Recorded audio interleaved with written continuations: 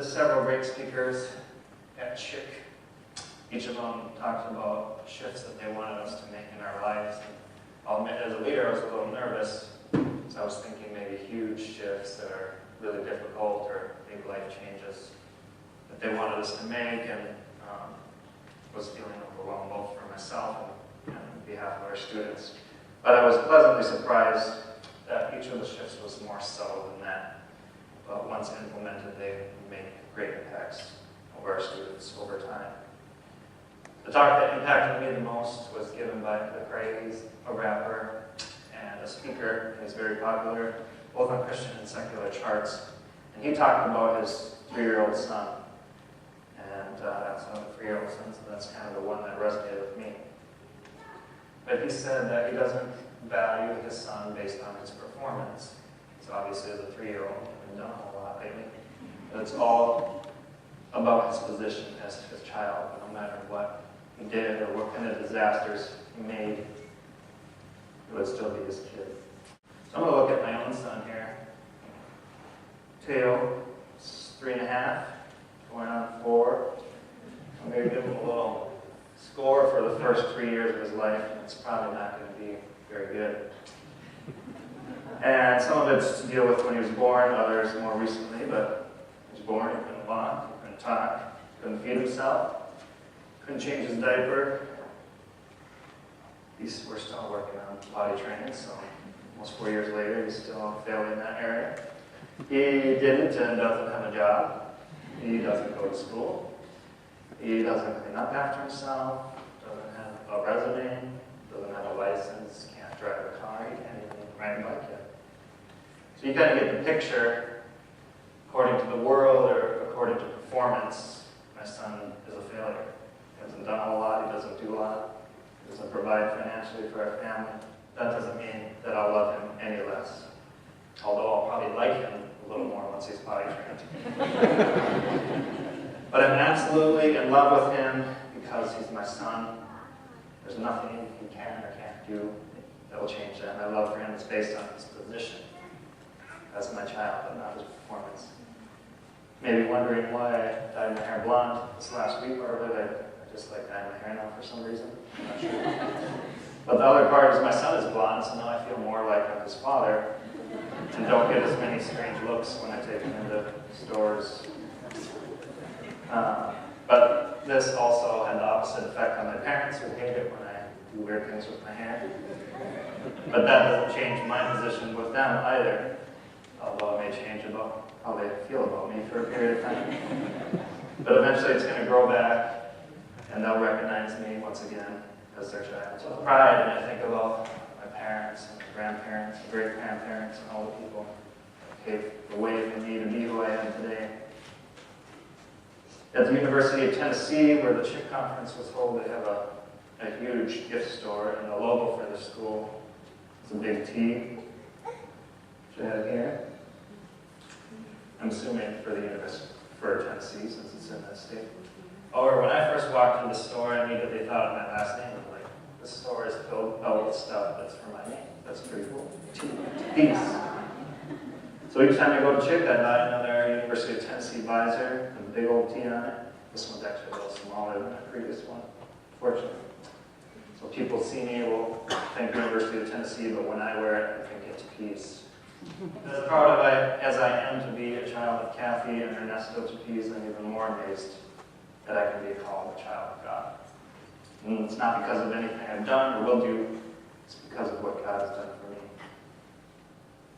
In the book of John in the New Testament, chapter 1, verse 12 through 13, it says, "Yet to all who did receive him, to those who believed in his name, he gave the right to become the children of God.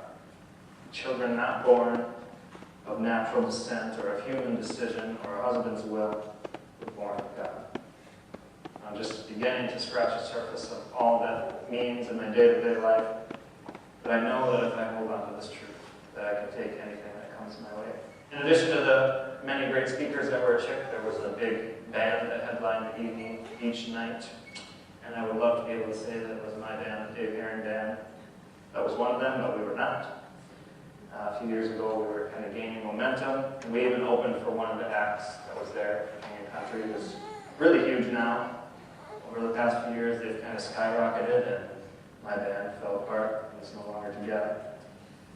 So it was hard for me to watch this show. I tried to enjoy it, but it was hard from a pride perspective. I was like, this can be me. Why isn't this me? I can drum as well as these guys, but it's not. And I had to deal with myself that evening. But I have to remember that my identity isn't found in my ability to play the drums, or to perform, or how many people are listening to my music. My identity, once again, is in my position as a child of God. It's that position, not my performance, that makes me valuable. And as I thought about it more, I think I actually have a better job than those guys in that band. After the concert, they went backstage, probably went to a hotel and watched TV for a few hours. But after their concert, I got to go back to the dorm with the students, talk until the wee hours of the morning, and eat pizza out on the lawn on a nice warm evening in Tennessee. And that was something that the guys in the band did not get to do. Although I think Jolene would probably have rather hung out with the guys for King and Country that night, but she was stuck with me and Jim. The song we sing is all about identity, and I like to play this every once in a while with the students because I really want them. If there's anything they get out of their time spent with me, I want them to know where their identity is, and that it's in Christ. I won't read the whole thing. I'll read just the chorus. It says, "For when you call my name, I can see again who you are and who I'm meant to be. And as you beckon me, I am free to see who you are and who I'm sent to be." Each year we do a confirmation service. We give the students Bibles with their names written on it. During my first year here as a youth pastor, I was handing out the Bibles, and then at the end of it, Jane handed me a Bible that said, "Pastor Roberto Tepiz" on it. I was kind of taken aback by this. I didn't expect it. I obviously didn't have the credentials yet. I still don't, technically, and I'd only finished 1 year working with students. So I didn't consider myself a pastor. I couldn't have possibly earned that title, if it's a title you can ever earn. But Pastor Jane recognized that my performance as a pastor did not depend on my limited experience, or even how well I did as a youth pastor that year. But it was only possible because of my position as a child of God. Many of us can spend our whole lives letting other people have the influence over us, tell us what we are worth, or determine our priorities. But if you let other people tell you who you are, then that's who you will be. But if you let God define you, then you will know your true identity and be free to do what He wants you to do. Now, this is going to be kind of a radical shift, I think, for all of us in our thinking. Most of us have been judged all through our lives based on our performance. And it starts at a young age. I know even our high school students, once they hit that freshman year, they're trying to find things to add to their resume, and they're trying to get in the National Honor Society, do as many sports as they can, volunteer, work several jobs, all put on this sheet of paper that they're hoping someday they can present to a college or to a future employer and say, here, this is what makes me worthwhile. And obviously, there's nothing wrong with any of these things. We have several students receiving a lot of scholarship money because of all the stuff they've done. I'm very proud of all you guys and gals. And I know they're going to do incredible things, but they would be just as special to me and to God if they hadn't, if they didn't. Think about your life's heroes for a minute. What is it about them that inspires or encourages you? Is it how much money they made? What kind of car they drive? What they look like? I think for most of us it's different things. For me, my real life hero is my great Grandma Dixon, who passed away almost 10 years ago now. I don't remember what kind of car she drove, or even if she could still drive when I was alive. I'm not sure when she stopped driving. And I'm not sure if she worked since I was alive. I was just little.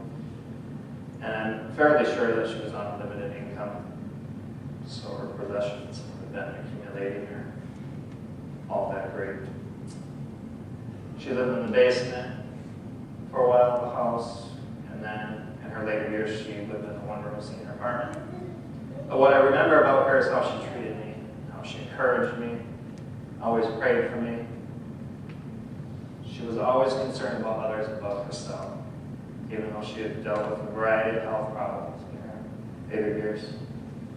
So if I don't care about those things about her, I'm sure you probably don't care about those things about your hero, then why is it that we spend so much of our time caring about those things for ourselves? Now, my generation and those younger than me have difficult time sitting through whole sermons. We're going to do a quick little improv here. You're going to act out a scene, anything, either like a sports event or performance. Or Trevor's just finished his performance, and maybe you didn't do as well as you'd hoped, so you're coming back to Brett. Who's either your father or your coach, and you're explaining to him. And Brett is not going to be pleased with you. Hi, geez, just finished the baseball game. Bases loaded, 2 outs, down by 1. I struck out again. Well, I mean, I thought you'd be used to it. Struck out 3 times in the same game.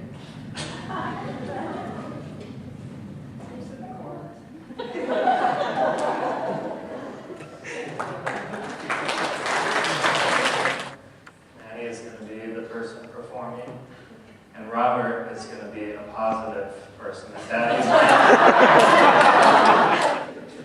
lost the national ping pong tournament this year again. Sorry, Dad. I feel really bad. It's okay. There's not a lot of, ping pong players out there that play like you do. You're better than the average person,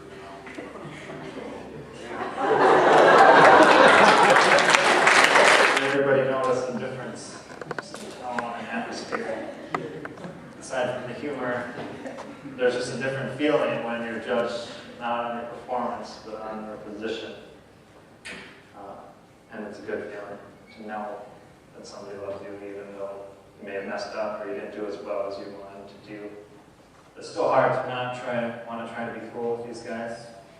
That's part of the reason why I keep changing my hair, is I'm hoping someday I'll land on a color that finally gives me credibility with them.